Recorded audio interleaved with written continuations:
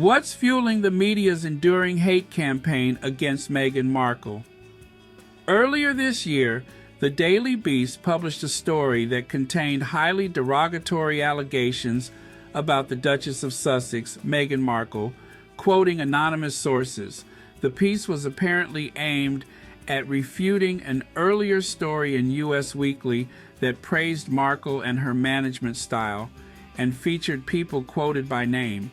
The Daily Beast piece, written by a British-born journalist, was another example in a well-established pattern of relentless negative media framing of Markle, particularly by the same UK tabloids that have been sued by her husband Prince Harry, and often via the use of unnamed sources. This framing is readily identifiable by conducting a simple Google News search on her name.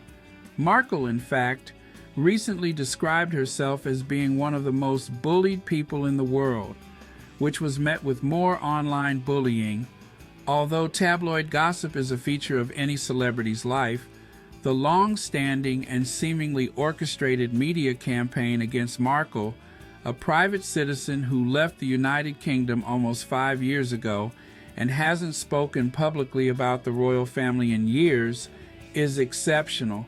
There have even been allegations of British media outlets attempting to pay people to lie about her. These efforts reveal important information about the intersection of media power, gender, and race. As a communications scholar, I wanted to examine how Markle has been represented in the media and what other academics have determined in their own research about the coverage of her. The goal is not to assess the media's derogatory claims about her. Rather, it's to shed light on the concealed structural issues underlying everyday news. A disruptor in Brexit-era Britain. Since the onset of her relationship with Prince Harry, Markle's identity as a feminist, biracial, American media celebrity has been under heavy media scrutiny. Early on in their relationship, the Daily Mail ran a highly controversial piece with the headline, "Harry's girl is almost straight out of Compton. Gang-scarred home of her mother revealed, so will he be dropping by for tea?" This piece made no attempt to conceal its racism and was replete with negative stereotypes of black urban poverty, depicting Markle as unfit for the privileged life of the monarchy. Nonetheless, the couple's wedding received generally favorable media coverage from a diverse array of outlets. This disparity prompted scholars to inquire into the symbolic meanings of the royal wedding. In an essay that garnered significant media attention, historian Hannah Yellen and sociologist Laura Clancy argued that the monarchy co-opted Markle's feminist rhetoric. They wrote, "A celebrity post-feminist such as Markle is of great value to a British monarchy, keen to set themselves apart from these other forms of patriarchy and to mask, or at least deflect attention from, their own intensely problematic relationship with issues of race, gender, class, and religion." But when the Sunday Times published a story based upon Yellen and Clancy's essay, it chose an eye-catching yet problematically inaccurate title. Academics accuse Meghan Markle of dropping feminism like a hot potato. As this story was reproduced by other publications, Yellen and Clancy found themselves targeted with sustained online hostility. Their criticism of proliferating misogyny was co-opted into increasingly negative media coverage of Markle. This twist was a telling revelation of how attacks on Markle are closely associated with mounting public tension around feminism and visible feminists. Racial identity. Besides the gender perspective, racial identity is also central to media discourses surrounding Markle, whose marriage to Prince Harry was depicted by some media commentators as a marked progress in British race relations. This widely held opinion, however, is disputed by many scholars. For example, Kehinde Andrews, the first Black Studies professor in the UK, who led the establishment of the first Black Studies program in Europe, at Birmingham City University, considers Markle's inclusion into the royal family a cosmetic change in representation. He adds that framing her entry into the family as a sign of progress is the perfect example of a post-racial delusion that demonstrates how poorly the nation understands racism and the power of the desire to live in a fantasy of progress rather than address continuing issues. The Duke and Duchess of Sussex's high-profile departure from the royal family in 2020 occurred in the broader context of Brexit, and it was naturally labeled as Megxit in online discussions. This play on words allowed racist ideologies to persist under the guise of humor.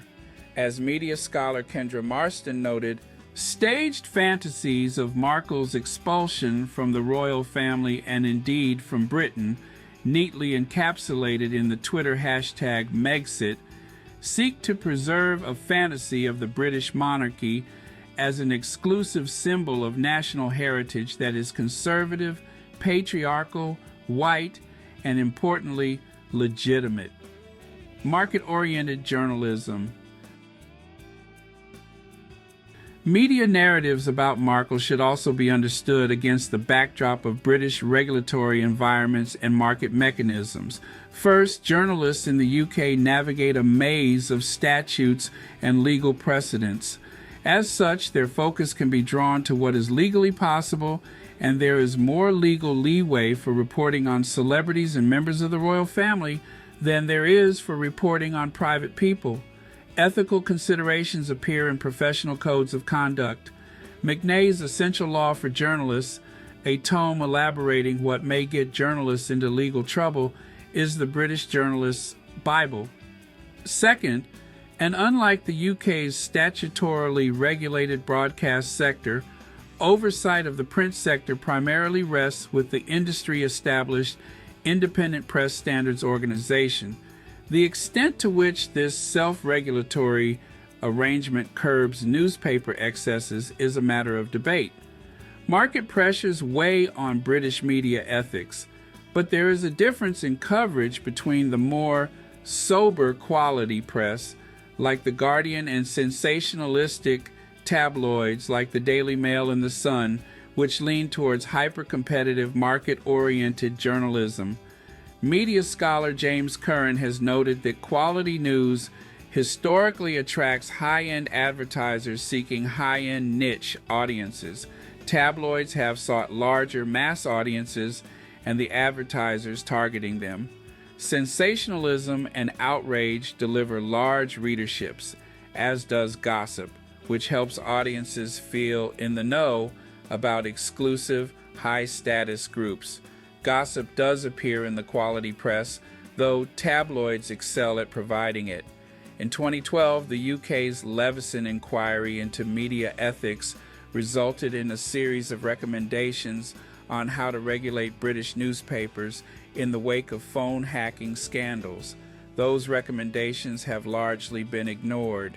British Prime Minister Keir Starmer said recently he would not revive the long-awaited second part of the inquiry, to the dismay of media regulation advocates and many parliamentarians. Societal tensions. The media's portrayal of Markle reveals the societal tensions underlying daily news, particularly concerning race and gender.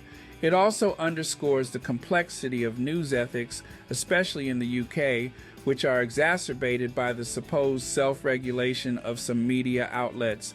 Market pressures and the desire for clicks often result in sensationalist celebrity coverage that can often be factually problematic or, in Markle's case, even incendiary at times. Given the media's impact on public perception and how it can incite online abuse of the type Markle is frequently subjected to, it seems the media should rethink how it reports on public figures and private citizens alike.